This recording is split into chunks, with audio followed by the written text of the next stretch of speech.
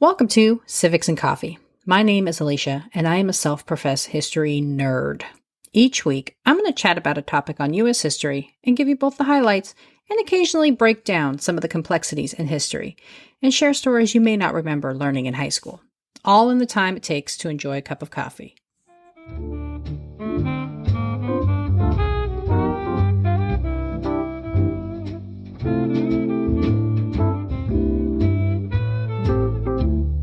Hey peeps, welcome back. I had an opportunity to chat with the author of one of my favorite books of 2021, Dr. Rebecca DeWolf. Dr. DeWolf wrote Gendered Citizenship, a comprehensive analysis of the early fight for the Equal Rights Amendment. She is a historian with a PhD in history from American University. She has extensive experience as an educator, researcher, and writer. Her areas of expertise include European history and United States history, and her specialties include gender and women's history, politics, and United States constitutional culture. We sat down to chat about gendered citizenship and what it meant for women in the United States. Our interview was held over Zoom, so there may be the occasional dips in audio quality. Thanks again to Dr. DeWolf for spending her time with me. And now, enjoy the interview, peeps. Hey everyone, welcome back. With me today is historian and author Dr. Rebecca DeWolf. She is the author of Gendered Citizenship, which is a fascinating analysis of the early fight for the Equal Rights Amendment, and was one of the best books I read last year. I'm so excited to have you here. Welcome, Dr. DeWolf. Thank you. That was so sweet. Thank you so much for saying that. That means a lot. Of course. It was completely fascinating, and I dove right into it. I think I finished it in like a matter of days. It was fascinating. Good. So, yeah. That's great to hear. And so before we dive into the fabulous book, can you share what is the Equal Rights Amendment and what is its purpose? Okay, so the Equal Rights Amendment is a sex equality amendment. It states that equality of rights under the law should not be denied or abridged by the United States or any state on account of sex. And that's the first substantive primary clause. Two more sections follow. The second section gives Congress the power of enforcement through appropriate legislation. And the third section basically says that the amendment will take effect 2 years after ratification. So that's the language of the amendment as it was introduced into Congress in the 1970s. So the ERA was actually first written in the early 1920s. And I'm just going to give a really basic background, and we can dive into details later. But it was first written in the 1920s, mainly by Alice Paul, the National Women's Party. And there was quite an arduous drafting process that ensued, which again, we can get into that later. But when Paul eventually settled on a version of the amendment in 1923, it read, men and women shall have equal rights throughout the United States in every place subject to its jurisdiction. Congress shall have the power of enforcement by appropriate legislation. So that was the ERA as it was introduced in 1923. In the early 1940s, when support for the ERA started to increase quite dramatically, Alice Paul rewrote the amendment once more to help it gain even more support in Congress. So she rewrote it so that it would align more with the language of the 19th Amendment. So her rewriting of the amendment in the early 1940s is basically what we have today in terms of the amendment's primary first clause: equality of rights under the law should not be denied or abridged by the United States or any state on account of sex. That's the first primary clause. When Alice Paul rewrote it in the early 1940s, her and pro-ERA Congress members also added two more sections, that enabling sections, as they're called. So the second section basically says that the Congress and the several states will have the enforcement power. So she added in the several states to the enforcement power.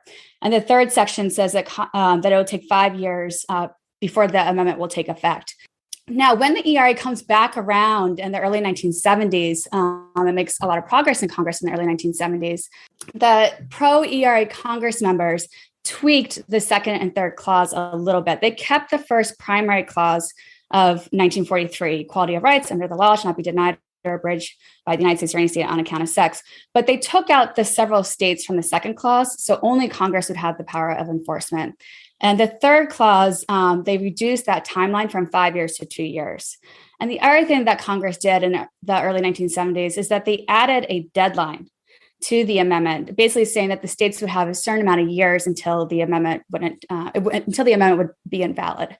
So that deadline is not in the amendment itself. It's in the proposing clause that Congress voted on to pass the amendment. despite a decades-long vigorous battle, Congress didn't pass the amendment until 1972. It then went to the states for ratification, and things looked quite good for the amendment originally.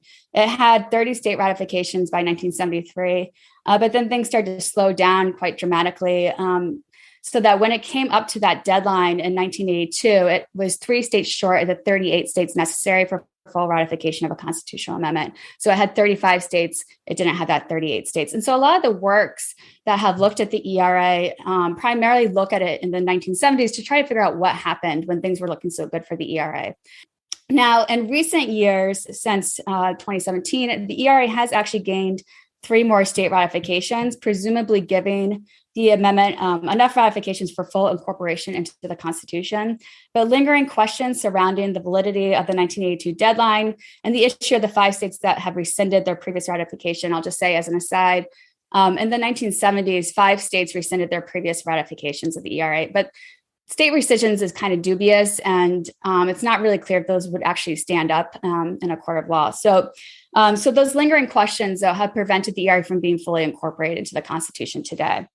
So that's just some basic background on it. But what the underlying point of the ERA is to ensure that a single standard of rights applies to men and women equally in order to prohibit sex from being a legitimate legal classification in and of itself. So the point is to make it so that the law cannot treat men and women differently on account of sex.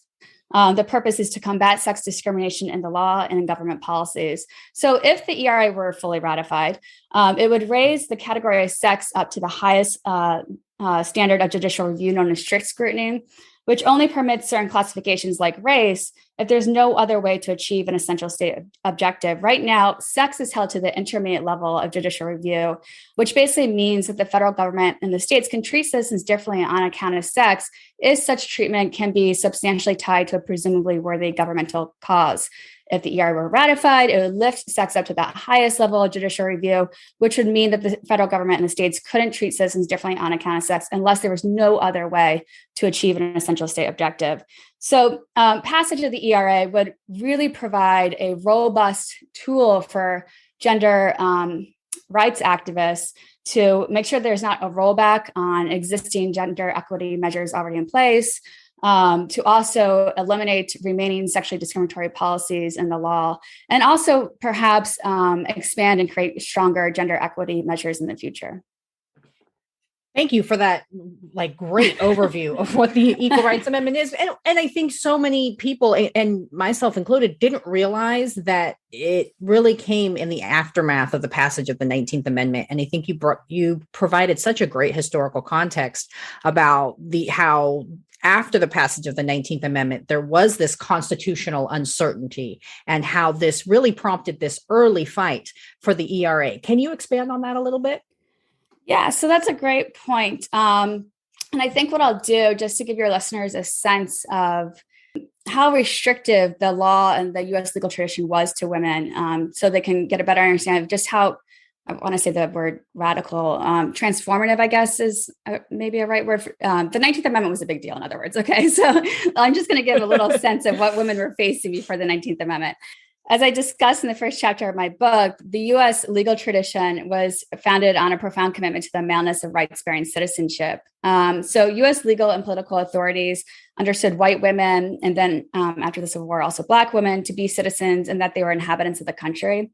But when it came to being a full citizen or a citizen who enjoyed all the rights of citizenship, United States laws and customs continue to deny women that status of rights-bearing citizenship because women were seen to be essentially weak and dependent creatures who required extra special protection and oversight in the law. So I won't go fully into all that legal history. I really dive into it in the first 2 chapters of my book. But it's just really important to understand that the original masculine conception of rights-bearing citizenship really gave men authority over women in law and in custom, and that the category of sex was commonly used as a valid reason for restricting women's opportunities and their overall autonomy. So before and after the 19th Amendment, there were an array of sex-specific laws and policies that denied or limited women's right to hold public office, serve on juries, work in certain occupations, and have an independent nationality status. And there were also an array of sex-based laws that continued to favor husbands and fathers over wives and daughters with regard to property, earnings, contracting, inheritance, and guardianship rights. So when the 19th Amendment is ratified, it creates all these questions about, well, what about all those other restrictions on women's rights? So for those that don't know, what the 19th Amendment actually did in its language is that it removed sex as a permissible barrier to the right to vote. So bear with me, I'm paraphrasing here, but the language of the 19th Amendment is something along the lines of the right of a U.S. citizen to vote should not be denied or abridged on account of sex. So the implicit suggestion of that language is that it affirmed women's right to vote, but what it really did was remove sex as a permissible barrier to the right to vote. And so, a lot of questions came up about the constitutional effects and ramifications of that amendment. Did this now mean that sex was no longer a legitimate reason for withholding the right to serve on juries or limiting women's right to hold public office? Or what about all those property, earnings, contracting rights that still favored men over women? And what kind of civic status should women have now? Should they be lifted up to the same status as men, or do they still hold some other different type of status? And if so, what is that status? And does voter status command other civic rights? So underneath all this confusion about the effects of the 19th Amendment was this big question about, well, what are the rights of citizenship after all? And so the concerns and debates about the transformative possibilities of the 19th Amendment played out in several court cases and in the political discourse of the early 1920s. And for my book, as I talk about, these disputes eventually morphed into the original conflict over the ERA as two different ways of viewing U.S. citizenship emerge, which I call emancipationism and protectionism. I'm just going to really briefly say what those two things are. Emancipationists were ERA supporters, and emancipationism represents the core idea behind the pro-ERA position. So emancipationists supported the ERA as a way to ensure that men and women could participate as citizens on the same terms. And protectionists were ERA opponents, and protectionism represents the core idea behind the anti-ERA position. And protectionists opposed the ERA because they saw it as a threat to women's natural right to special protection.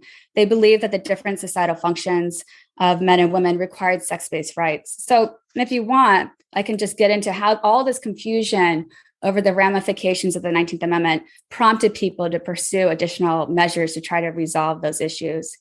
Perfect. Yeah, I think that's the perfect segue. Okay, great. So when there's all this confusion about the 19th Amendment and what does it mean for women and the principles and rights of U.S. citizenship, a group of individuals decided that additional legislative measures, federal legislative measures, were going to be necessary to resolve that confusion. And Alice Paul of the National Women's Party took the lead in that effort. So for those that don't know, Alice Paul was an incredibly influential suffragist. She created the National Women's Party in 1916 after she became dissatisfied with the more moderate tactics of NASA, the National American Women's Suffrage Association. Some scholars have described Alice Paul as representing the more militant side of the suffrage movement. So she and her fellow NWP members are known for picketing the White House for the cause of suffrage, being arrested for picketing the White House, put in jail. When they were in jail, they went on hunger strikes. And when they went on hunger strikes, they were force-fed quite brutally, which is captured in brutal detail in Doris Stevenson's book, Jailed for Freedom. She was another NWP leader. And Alice Paul is also known for orchestrating and developing the massive, spectacular suffrage parade in Washington, D.C. around President Wilson's inaugural celebration. So Alice Paul was just like an incredible genius for attracting the attention of the press and the overall public to the cause of suffrage. And with her guidance and help, suffragists were able to get the federal women's suffrage amendment through to full ratification in 1920. But again, there's all this confusion about what are the effects of the 19th Amendment. Does it go beyond the right to vote? And what is women's legal standing now? So originally, Alice Paul and fellow NWP members were thinking that they would pursue a federal model bill. So this federal model bill, first, it proclaimed like the general equality of men and women. And then it listed a couple little legal discriminations that they were going to try to handle. One was to eliminate sex discrimination in federal agencies. The other was to eliminate sex discrimination in the Code of District of Columbia. And the other was to secure women's right to independent nationality status. At this time in 1921, if an American woman married a foreigner, she lost her U.S. nationality status. So this bill was also trying to secure that right for women of independent nationality status. So the thinking of NWP members was that they would use that bill as a model for NWP members across the states to push their state legislatures to adopt similar bills. But Alice Paul and other NWP members ran into some issues with this federal model bill strategy, which I discuss in a lot of detail in chapter 1, probably better than I'm going to do right now. But one of the biggest issues is they were just really worried about the phrasing of it. Anita Pulitzer, one of the NWP leaders, wrote in one letter that she was afraid that it sounded amateurish. That's her word, not mine. So they were kind of trying to figure out, what's the best way to phrase this? What are we really trying to get with this bill? And in May 1921, Alice Paul and Elsie Hill, her very, very good friend, who was another leader of the NWP, they got together with Albert Levitt, who was an up-and-coming legal scholar and a professor at George Washington University, who was already working on trying to secure women's rights in other areas. And they got together for like lunch or tea. I can't remember exactly which one it was. In May 1921. And they met with him because they wanted him to help them write this federal model bill. But what actually ended up happening is he pushed them to abandon the federal model bill strategy and go after an additional constitutional amendment. And as I read the sources, I think Paul had in the back of her head that maybe an additional amendment could be necessary and the right way to go. But earlier, she was still leaning more towards that federal model bill. Levitt really pushed her during that meeting to go after the constitutional amendment as the best way to fully resolve these issues around women's legal standing.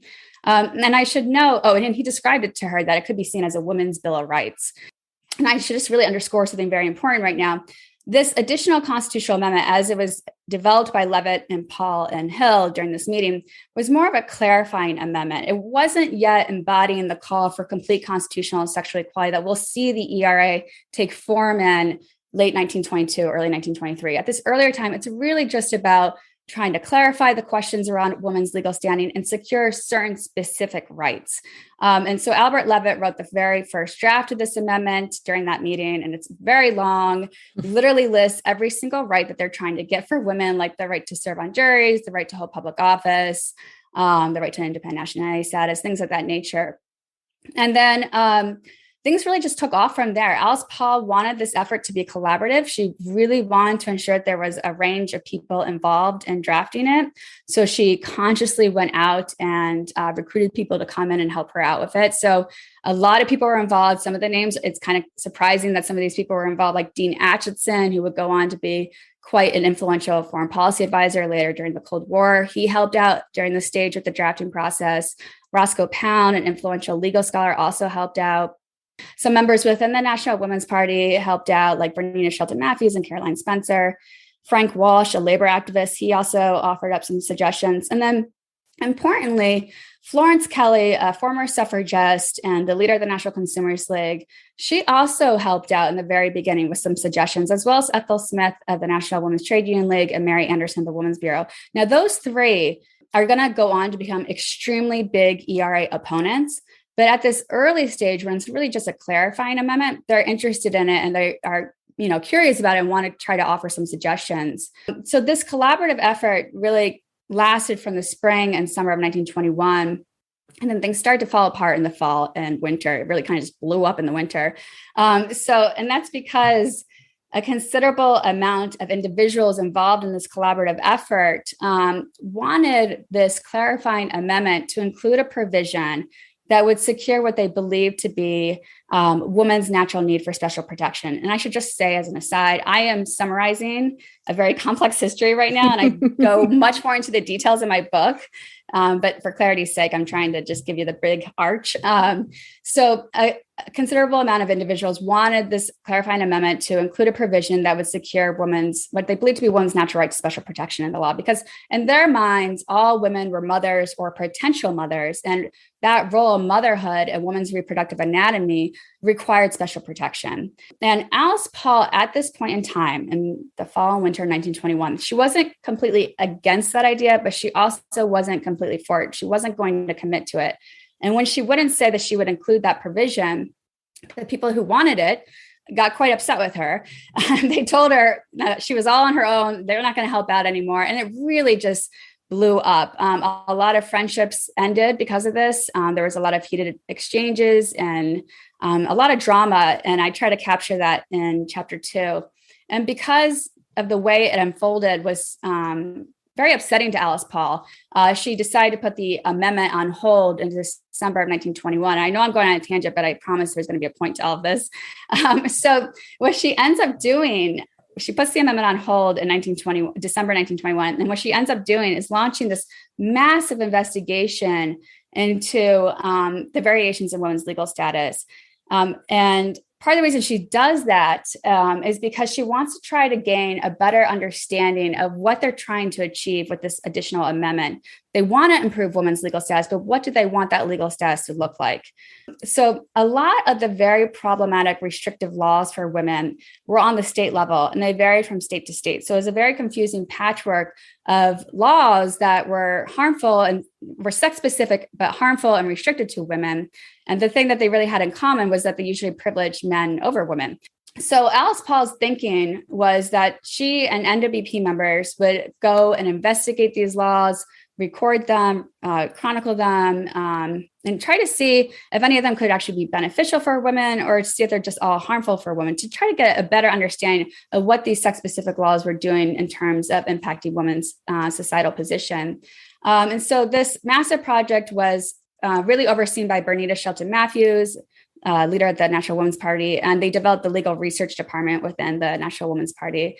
And this project, it was just so massive, and it lasted from the 1920s up into the early 1930s. Most of the reports come out from the early 1920s, and it's just an incredibly important project for anyone who's interested in the history of women's legal status in the United States. But I want to read out a couple of the things that they found in their reports to give your listeners a sense the sheer amount of legalized sex discrimination that women were facing, because I feel like sometimes people don't realize that it wasn't just the right to vote. There was a lot of other things. Yep. Okay. So according to the NWP's reports, some states' fathers had a right to will away the custody of a child from its mother. In some states, the father alone was entitled to the services and earnings of a minor child. In some states, the father alone had the right to recover the damages or losses of a child's injury. Women were prohibited from working in certain occupations across various states, especially married women were specifically prohibited from working in certain occupations. Many states didn't allow women to have an independent docile status. Many states denied women the right to serve on juries. Many states limited women's right to hold public office. In some states, the father alone had the right to administer a child's estate. In some states, the father alone could inherit the estate of a child who died without a will. In 40 states, property acquired through the joint efforts of husband and wife still belonged primarily to the husband. And in some states, married women's earnings still primarily belonged to their husbands. Several states still restricted women's ability to enter into contracts without their husband's consent. So that's just a sampling of some of the legal discriminations that women were facing. So it was in the process of this massive project that NWP members are becoming much more hardened around the idea that women don't just need a clarifying amendment. Women need to be emancipated, because the thinking was that women hold an inferior, subservient position in all these sex-specific laws. And until women are fully emancipated through the strength of a constitutional amendment that will guarantee that men and women will be held to the same standard of rights, women are always going to be subjected to this inferior position.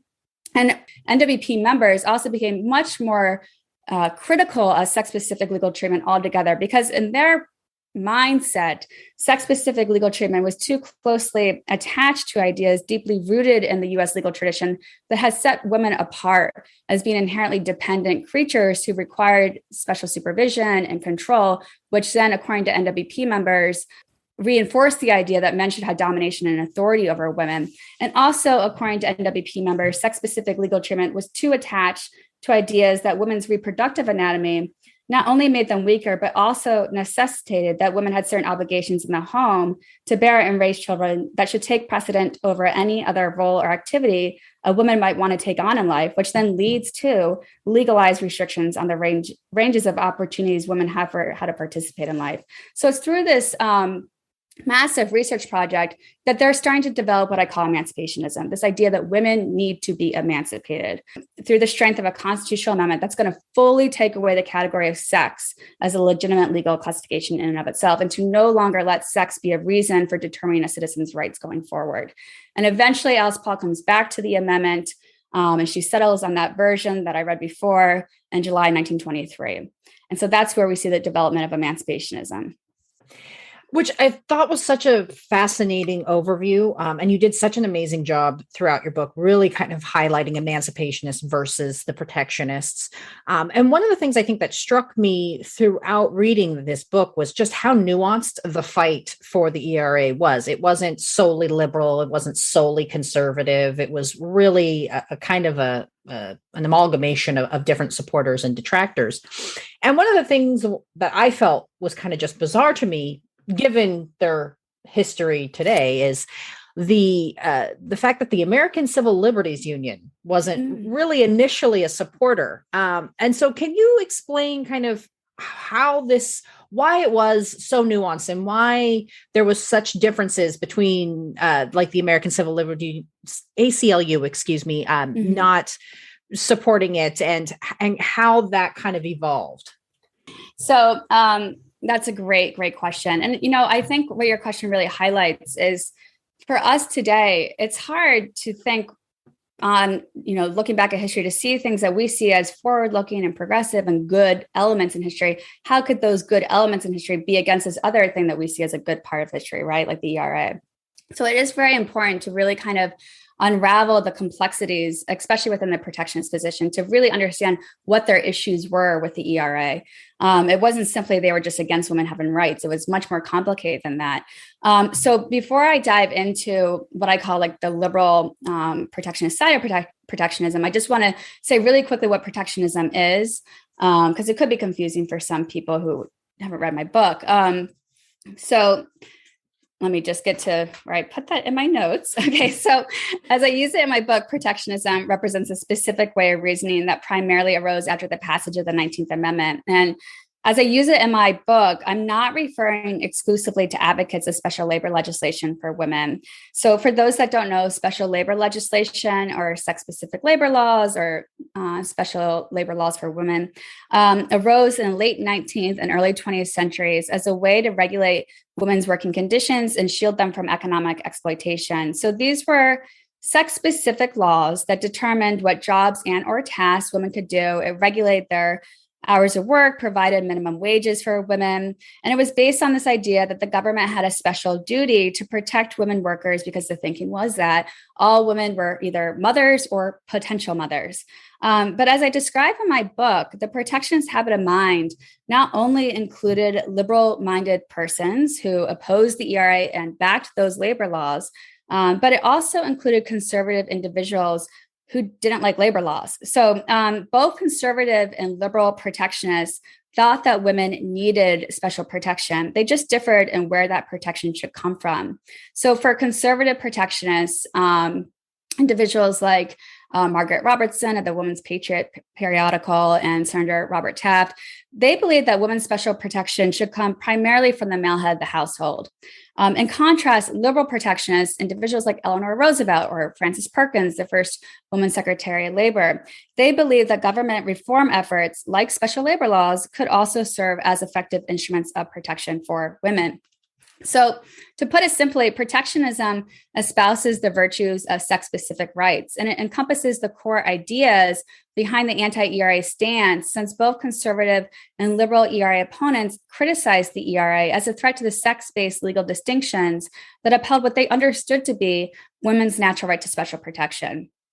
So a shared desire to preserve the law's ability to treat men and women differently on account of sex after the passage of the 19th Amendment fueled the protectionist position. Alongside this desire, protectionists believe that while women should be respected as rights-bearing citizens, the law should not categorically group women's rights with men's rights. So as I describe in my book, protectionists reasoned that actual sexual fairness meant securing two distinct but equally valued sets of rights for men and women citizens. So a key point here is that the arguments against the ERA, especially as we see them during the original conflict, didn't simply revolve around the idea that women shouldn't have rights or that they should be denied their rights as citizens. In actuality, ERA opponents insisted that they were the ones who were protecting women's rights as citizens. So through the course of the original ERA conflict, protectionists moved the argument against equal rights or equal legal treatment away from a pre-19th Amendment emphasis on the reasons to exclude women from certain rights of citizenship towards a post-19th Amendment emphasis on the need to protect and develop a distinct citizenship for women that supposedly came with its own set of rights. So for protectionists, women's special rights included things like being exempted from military service, which would then change to being exempted from combat duty, shielded from the harms of industrial capitalism, and being kept safe in their domestic roles. So in this sense, as I argue in my book, protectionists update the justification for sex-specific legal treatment during the original ERA conflict by forming a new notion of full U.S. citizenship, which include two separate standards of rights for men and women citizens. Now, your question about the ACLU is so important, like I said before, because it makes people need to face the fact that there was a lot of liberal protectionists. There was a lot of people that were liberal that didn't, there was a lot of liberal emancipationists, but there was also a lot of liberal protectionists. So the ACLU opposed the ERA until the 1970s, as well as the League of Women Voters and the AFL-CIO. They're not going to come over to the ERA until there's a major ideological development in the late 1960s in terms of how people are understanding the relationship between sex and gender. More and more people by that point are starting to realize that there's more of a diversity in the capabilities of both men and women in terms of their social roles. But at this earlier time, people, protectionists especially, really think that sex roles, men being the providers, women being the homemakers, cannot fundamentally change, and that the law had to recognize those differences. So I want to really dive into the liberal protectionist element for a second, if that's okay. Of course. Because like I said, it really shows the nuance to the opposition. So first, let me just re-emphasize that a core belief of protectionism is that the U.S. legal tradition correctly acknowledges separate roles of men and women citizens by differentiation in the law based on sex. So liberal protectionists, in contrast to conservative protectionists, were consistently more willing to admit that the U.S. legal tradition had created some outdated laws that resulted in legal disadvantages for women. And they were more active in pursuing measures to enhance women's societal position. But they still insisted that true sexual equity required the law to be free to treat citizens differently on account of sex. Like all protectionists, liberal amendment opponents felt that men and women's societal functions and societal placements differed so much that those differences had to be recognized in the law. So there's a fundamental divide between liberal protectionists and emancipationists. Unlike ERA supporters, liberal protectionists believed that sex-specific laws and customs were equitable when they helped men and women perform their different biological and social functions. And for emancipationists, at this time, they believed that the supposed physical and behavioral differences between men and women did not preclude the law from holding them to the same standard of rights. So as my work tries to demonstrate, the conflict between liberal protectionists and emancipationists was not simply a dispute over special labor legislation or a dispute over the strategy for how to achieve equal rights. It is actually quite deeper than that. And I have seen in other areas and other summaries of the original conflict, explanations of something to the effect of, well, the liberals who opposed the amendment only did so because they were waiting for labor legislation to be extended to men workers, or they were just trying to pursue a different way for achieving equal rights. And there's some problems, significant problems with those explanations. So I just want to touch on that for a minute. When the protective umbrella of the government started to expand in the 1930s with the New Deal initiatives, you still have hardcore, diehard liberal protectionists opposing the ERA. They're still not going to come over to it, even when there's protections being given to men workers. So it wasn't just about expanding labor protections for men. So Frances Perkins, the first woman Secretary of Labor, really hated the ERA. Okay. And so, and she was actually one of the architects of the Fair Labor Standards Act, which is like the big monumental move of the federal government into the economic realm to provide men with labor protections. And that measure was passed in 1938.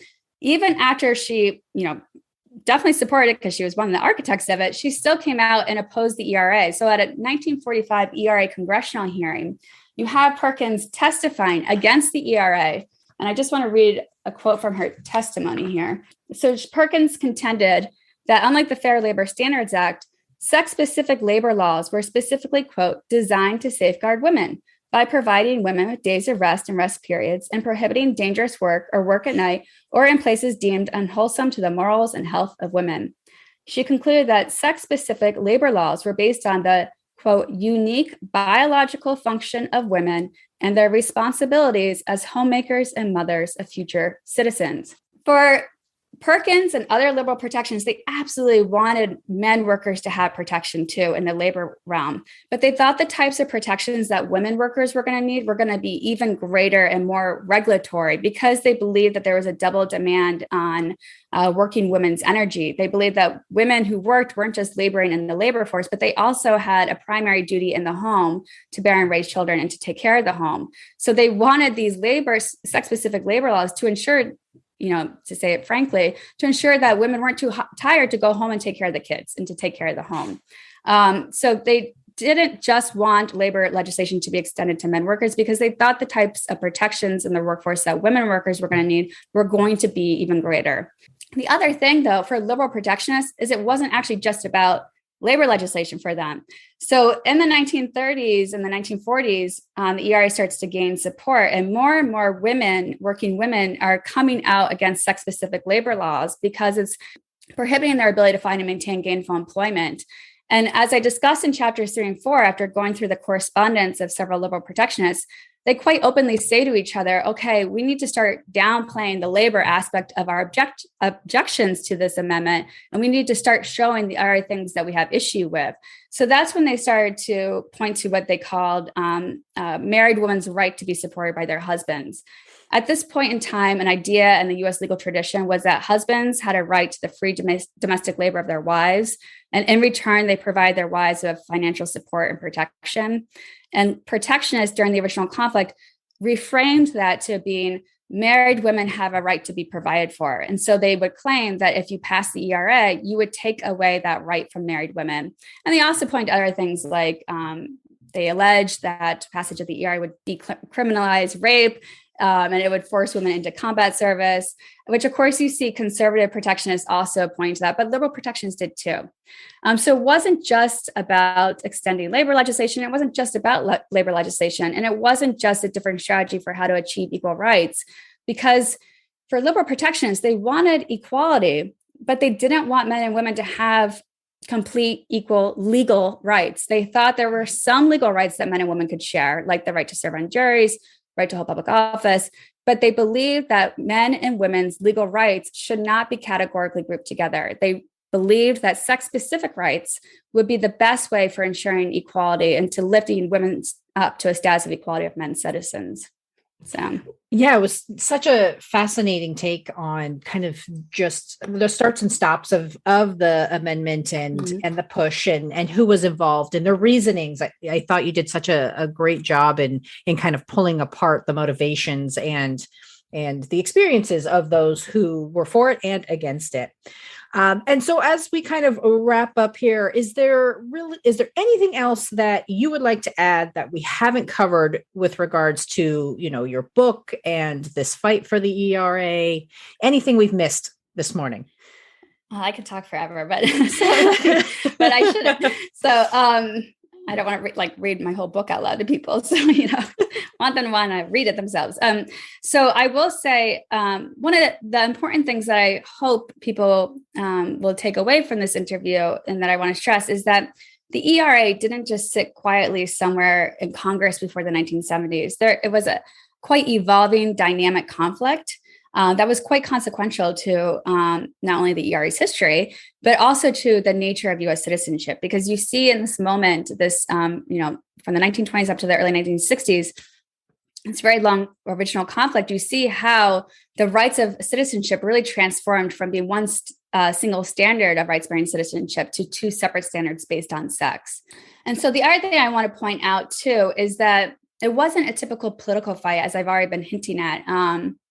It wasn't just liberals versus conservatives. You have conservative and liberal variations on both the protectionist and emancipationist side. So even though in the 1920s, there was very little support for the ERA outside of the National Women's Party, and that's because of certain societal, the context of the society at that time, there was actually very good hope for the ERA in the 30s and 40s. And ERA supporters by the end of World War II really thought that was their moment. So there was a moment of hope. And the idea that the protectionist victory over the ERA was inevitable at the end of the original conflict is not accurate, that there was a moment of potential for the ERA. And during that moment of potential is where you see the emancipationist position really expand to include pronounced variations in regards to its liberal and conservative branches. And you also start to see it transcend typical social divides, in that you start to get support for the ERA from working class and upper class Americans, Black and white Americans, men and women, feminists, all over, the trajectory. So I hope I kind of am underscoring here how evolving and dynamic and consequential the conflict was before the 70s. Indeed. And I think, I think I've stressed that as well, as like, I didn't even realize that this was a fight before the 1970s. And so the book, all my listeners out there, it really is eye-opening and so amazing as you track it and all of the different pieces and the different movements. It was just really a great look at the evolution of the ERA. And so where can people find you and your amazing work? Thank you. So my books should be available anywhere you get your books. So online or bookstore, or you can order it, or a library. If you want to find out more about me and my book, you can go to my website, www.rebeccadewolf.com. I'm also on Twitter and Instagram. I forget what my handle is. It's Out of the Tower Age. I created during grad school, and it's one of those things I just forgot what it actually had created as. So, you can find me on social media, and you can order my book, like I said, through Amazon or your local bookstore, or even through the University of Nebraska Press. So. Awesome. And I'll be sure to put your website and links to the Nebraska Press in the show notes for the episode. So Great. Thank you again so much for coming. We really appreciated having you here. And listeners, be sure to pick up your copy of Gendered Citizenship today. Yay. Thank you so much. Another big thank you to Dr. DeWolf for spending her time with me and letting me geek out over her amazing book, Gendered Citizenship. I highly recommend giving it a read for any of you interested in politics or women's history. If you've been enjoying the pod, please consider a rate and review. 5-star ratings help spread the word and get the show out there. For information about Dr. DeWolf's work, show notes, and how you can support the show, check out the website at www.civicsandcoffee.com. Thanks, peeps. I'll see you next week. Thanks for tuning in, and I hope you enjoyed this episode of Civics and Coffee. If you want to hear more small snippets from American history, be sure to subscribe wherever you get your podcasts. Thanks for joining me, and I look forward to our next cup of coffee together.